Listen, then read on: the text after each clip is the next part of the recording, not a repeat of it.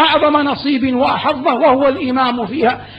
فإذا رحمت فأنت أم أو أب، هذان في الدنيا هما الرحماء. وإذا ملكت النفس قمت ببرها، ولو أن ما ملكت يداك الشاء. وإذا أخذت العهد أو أعطيته فجميع عهدك ذمة ووفاء. وإذا قضيت فلا ارتياب، كأنما جاء الخصوم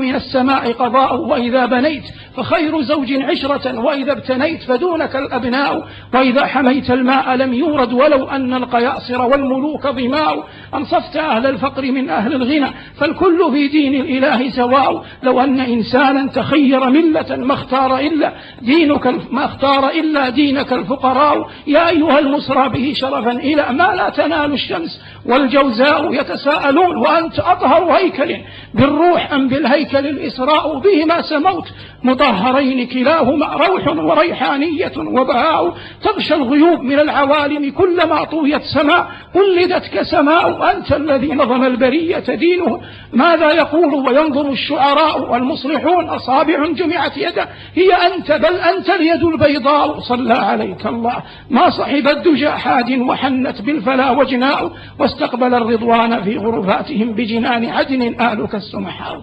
أما الصفة الخلقية فإن نبيكم صلى الله عليه وسلم لم تكتحل أعيننا وأعينكم برؤيته، لكنه عليه الصلاة والسلام كما قالت الربيع بنت معوذ رضي الله عنها لما سألها محمد بن عمار بن ياسر قال: يا أماه صفي لي رسول الله صلى الله عليه وسلم. قالت: يا بني لو رأيته لرأيت الشمس طالعة. وقيل للبراء بن عازب رضي الله عنه وأرضاه: أكان وجه رسول الله صلى الله عليه وسلم مثل السيف؟ قال: لا، بل مثل القمر.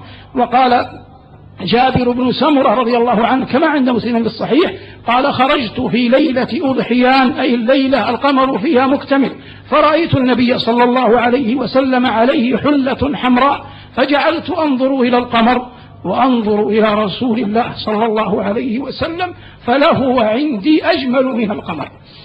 نبينا عليه الصلاة والسلام كان سبط الشعر، ومعنى سبط الشعر أي أنه كان شعره ليس مسترسل، ولا ليس مسترسلا ناعما في لغة العامة اليوم، ولا ملتويا.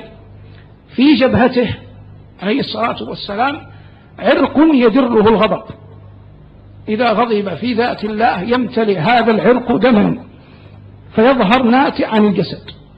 أزج في غير قرن، أزج بمعنى دقيق شعر الحواجب، في غير قرن أي لم تكونا ملتصقتين.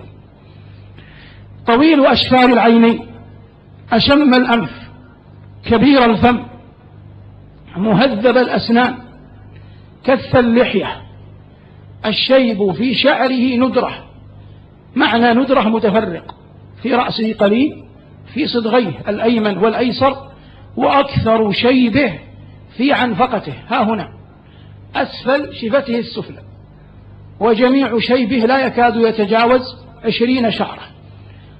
أبيض مشربا بحمرة، وبياض اليدين وأسفل الساقين كأنه يميل إلى السمرة لأنهما متعرضتان للهواء، وداخل الإزار أبيض ناصع البياض.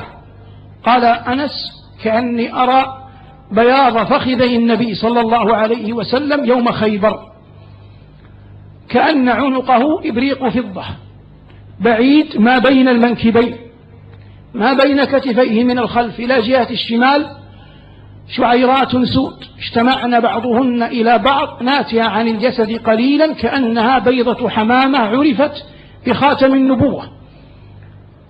من هذه الوهدة الثغرة التي في النحر إلى أسفل سرته خيط ممتد، شعر على هيئة خيط ممتد يعبر عنه في عند الرواه بأنه دقيق المسربة، ليس في صدره ولا بطنه شعر غيره صلوات الله وسلامه عليه. سواء البطن والصدر، ضخم الكراديس أي عظام المفاصل، إذا مشى يمشي يتكفأ تكفؤا كأنما ينحدر من مكان عال، بمعنى أنه يتكئ على أمشاط قدميه أكثر مما يتكئ على كعبيه. إذا أشار بيده كلها،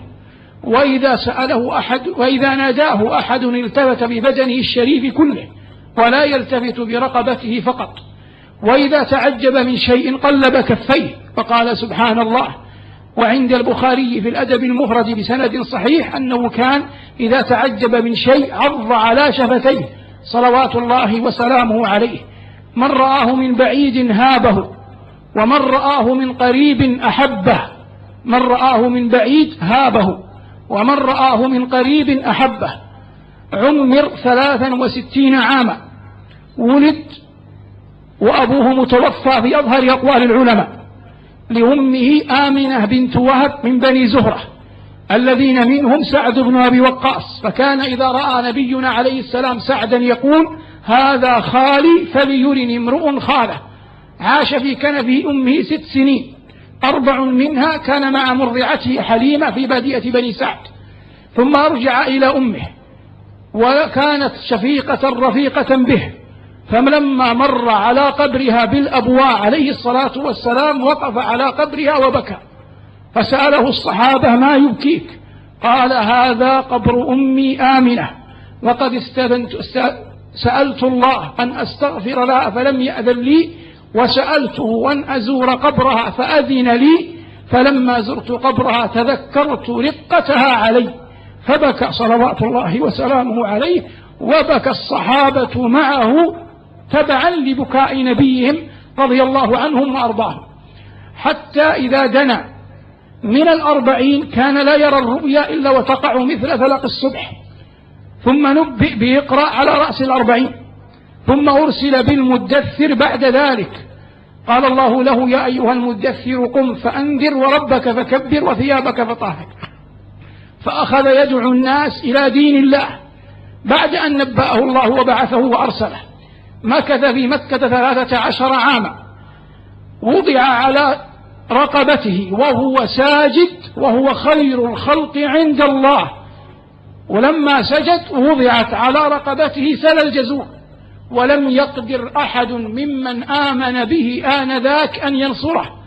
وكان عبد الله بن مسعود رضي الله عنه آنذاك مؤمنا يرى الأمر ولا يقدر على النصرة، حتى جاءت ابنته فاطمة رضي الله عنها وأرضاها وحملت سل الجزور عن أبيها، وأبوها عند الله سيد الخلق، لكنها سنة الابتلاء الماضية.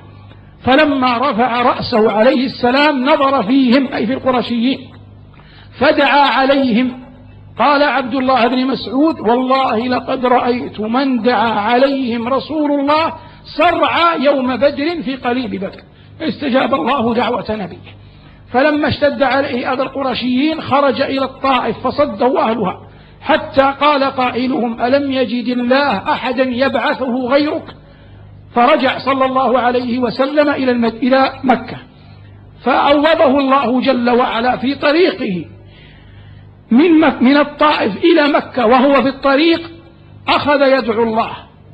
فلما قست قلوب الإنس على أن تقبل كلامه ألان الله لنبيه قلوب الجن، فلما سمعت القرآن وهو أطيب كلام من فم رسول الله صلى الله عليه وسلم وهو أطيب فم مخلوق رقوا وحنوا ودخل الإيمان في قلوبهم. قال الله وأنه لما قام عبد الله يدعوه كادوا يكونون عليه لبدا، أي لما قام رسول الله يقرأ القرآن كادت الجن يركب بعضها بعضا من عظمة ما يسمعون. قال الله في الأحقاف وإذ صرفنا إليك نفرا من الجن يستمعون القرآن فلما حضروه قالوا أنصتوا فلما قضي ولوا إلى قومهم منذرين قالوا يا قومنا إنا سمعنا كتابا أنزل من بعد موسى مصدقا لما بين يديه يهدي إلى الحق وإلى طريق مستقيم يا قومنا أجيبوا داعي الله اللهم اجعلنا ممن يجيب دعوته.